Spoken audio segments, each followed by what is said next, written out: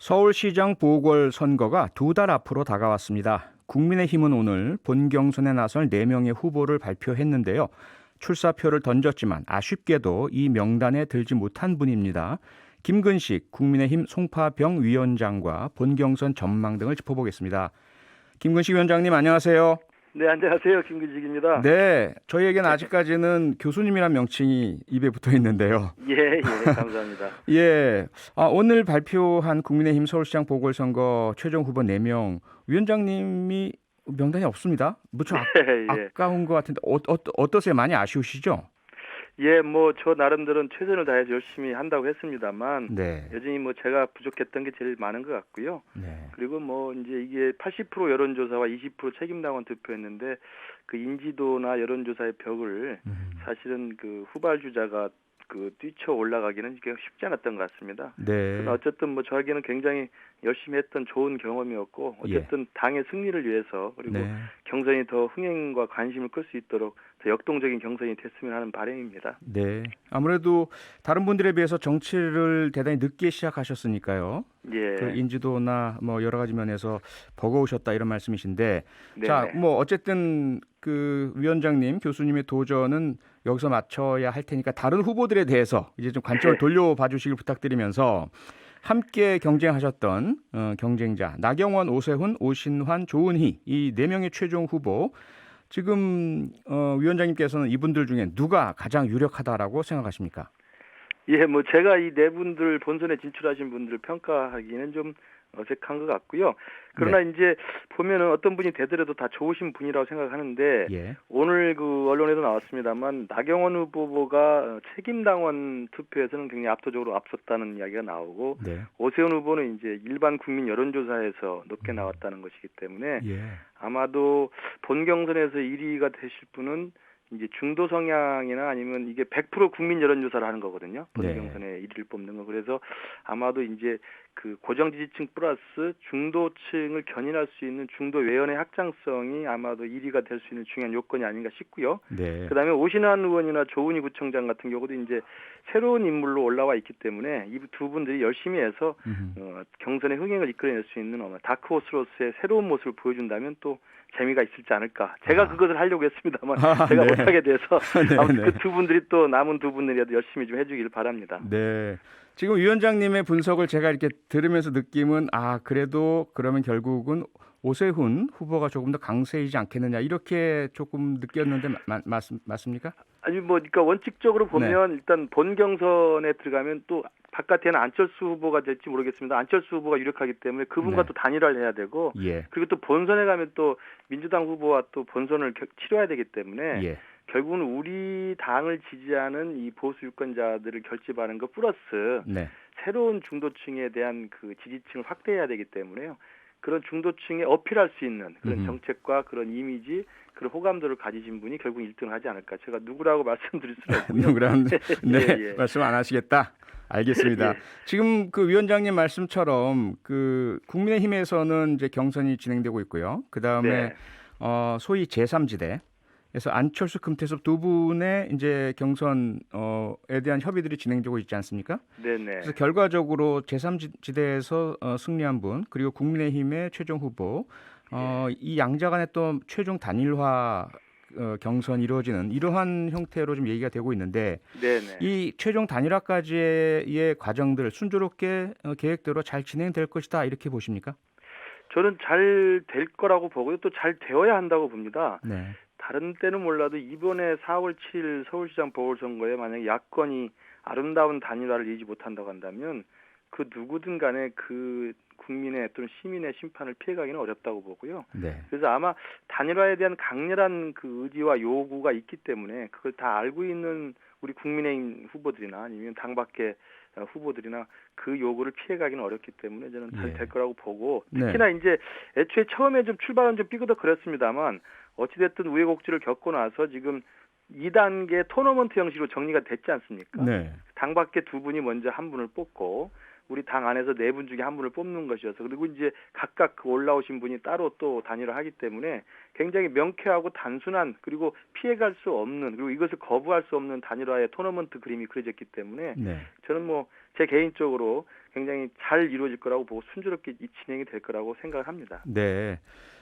그런데 지금까지의 여론조사만을 놓고 보면은요, 네. 여러 전문가들, 언론들 다 유사한 좀 분석을 하고 있는 것이 워낙 국민의힘 어떤 후보보다 안철수 대표의 지지율이 높게 나오고 있다 보니까 네. 결과적으로 최종 단일 후보는 안철수 대표가 될 것이다. 이런 전망들이 우세하던데 동의하십니까?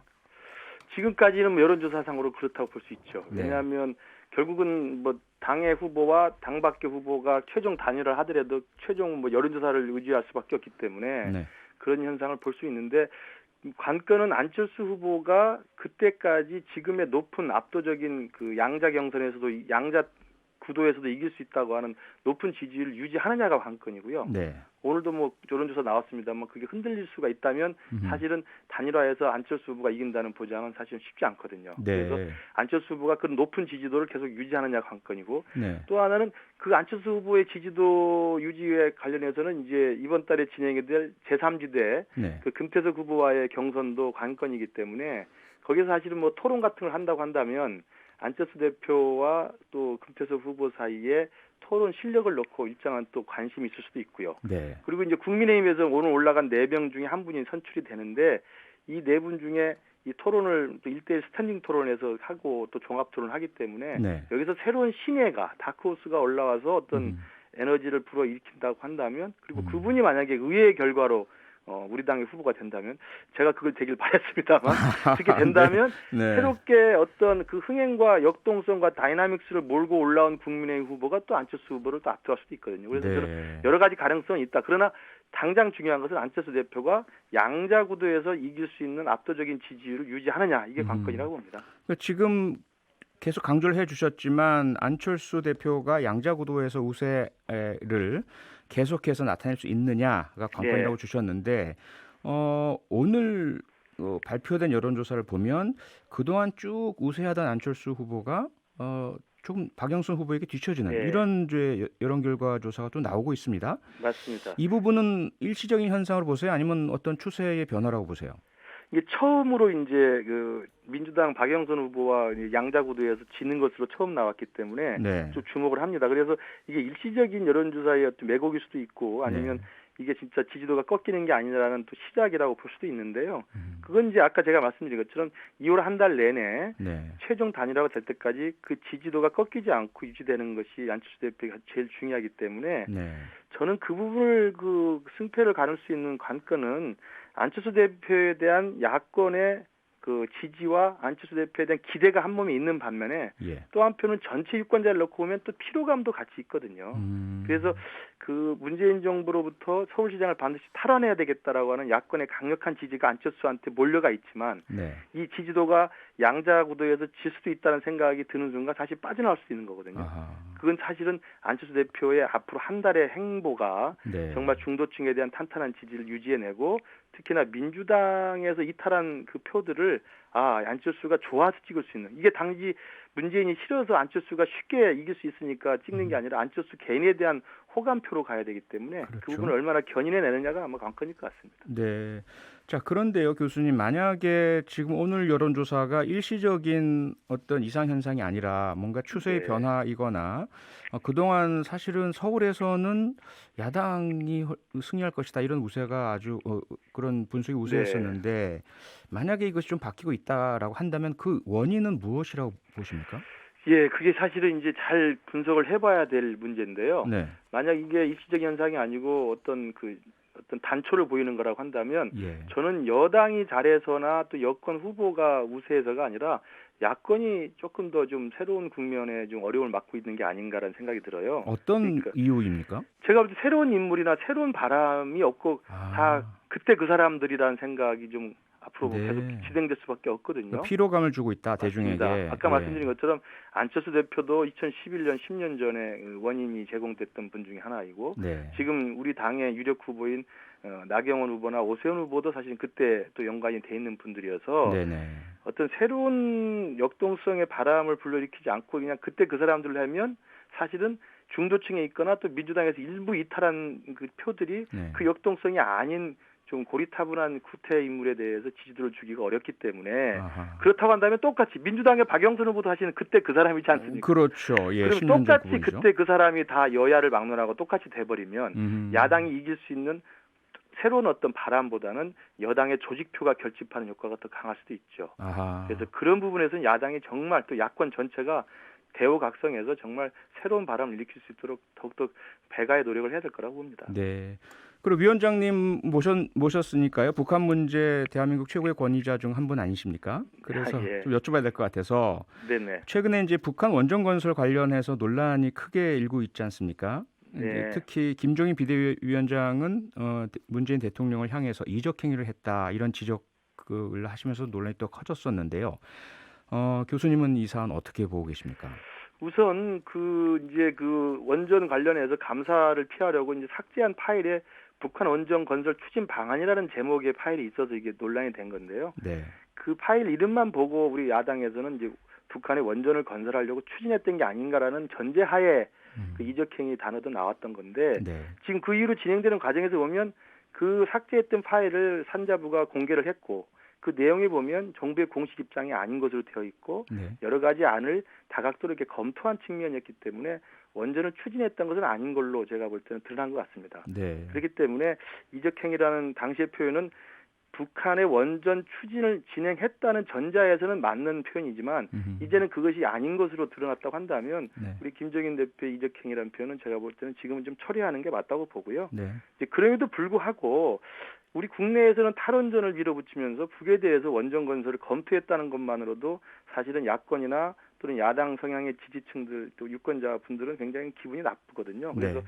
그런 것에 대해서는 여당이 또 야당을 이걸 또 호재로 삼아서 공개할 게 아니라 삭제를 왜 했는지 그리고 그 문건의 정말 검토 배경은 무엇이었는지 청와대까지 어떻게까지 보고가 됐는지에 대해서 명명백백하게 국민들에게 알리는 그러면서 사실은 이 내용에 대해서 좀 국민들에게 설득하고 설명하려는 노력이 필요하지 않나 저는 그렇게 생각합니다. 네. 위원장님 마지막으로요. 조국 전 네네. 법무부 장관 딸에 대한 병원 인턴 지원 추적 보도 이런 것들이 이어지고 있는 상황에서 네. 교수님께서는 이렇게 일일이 상황을 공개하고 비난하는 것은 바람직하지 않다라는 지적을 하셨지 않습니까? 네네. 그 이유를 좀 설명을 해주실까요? 예, 우선 저도 조국 전 장관에 대해서 계속 신랄하게 비판을 해왔고 네. 또 이 조국 부부에 의해서 입시 비리가 일단 1심에서는 지금 유죄로 확정이 돼 있기 때문에 네. 그 조민 씨의 사실은 입학 자격이나 의사 자격이 문제가 될 수밖에 없죠.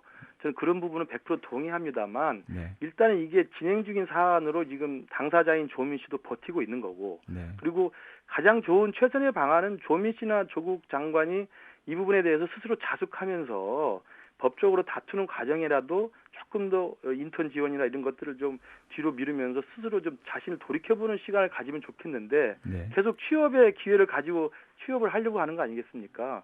그렇다고 한다면 우리 입장에서는 잘못된 그들에 대해서 분노하고 화가 나지만 아직은 법적 쟁송이 남아있는 절차가 있고 부산대에서 아직 최종적으로 그게 잘못된다고 비판할 수 있습니다만 어쨌든 최종적으로는 그 자격을 취소하지 않았기 때문에 네. 조민 개인의 취업 활동 자체에 대해서 일일이 쫓아가서 어디를 지원했다, 어떻게 떨어졌다, 몇 점으로 떨어졌다 이렇게 계속 비난하는 건 제가 볼 때 교도소 갔다 왔다고 전과자라고 손가락질하는 거랑 뭐가 다르겠습니까? 네. 그러면서 보면 이쪽 우리 중도 보수 쪽에서도 조국 전 장관이나 조민 씨의 그런 부도덕한 문제에 대해서 비판을 할 수 있지만 개인의 취업 지원 활동 자체에 대해서는 일일이 쫓아다니면서 비난하는 건 좀 자제하는 것이 네. 도덕적으로 우리가 더 우월하다 이렇게 좀 생각을 합니다.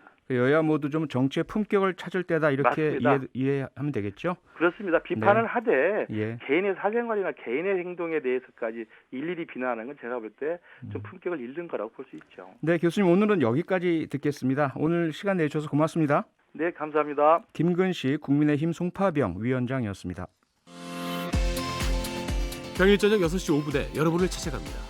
MBC 라디오 표창원의 뉴스 하이킥.